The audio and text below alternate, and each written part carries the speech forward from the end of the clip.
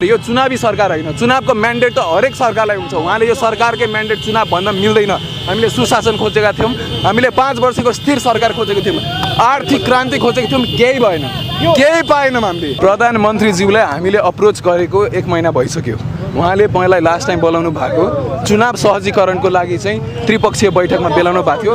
दल जेएनजी र सरकार बिचको थियो है, त्यो हुँदाखेरि बोल्नु भयो।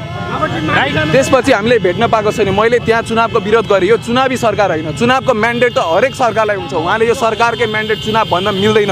हामीले सुशासन खोजेका थियौँ, हामीले 5 वर्षको स्थिर सरकार खोजेको थियौँ, आर्थिक क्रान्ति खोजेको थियौँ, केही भएन, केही पाएनौँ। हामीले यसैको लागि हो, यसैका लागि 76 जना मरे।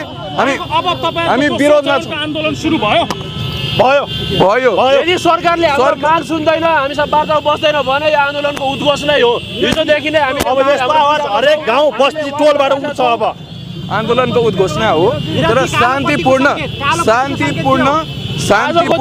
आन्दोलनको घोषणा हो। कालो कफनको अर्थ के हो? मिराज थिचिएको छ, युवाको आवाज थिचिएको छ, त्यही सङ्केत विद्रोह त सुरु हो। पट्टिको सङ्केत भनेको सरकार निकम्मा भयो, रगतबाट आएको सरकार हो यो।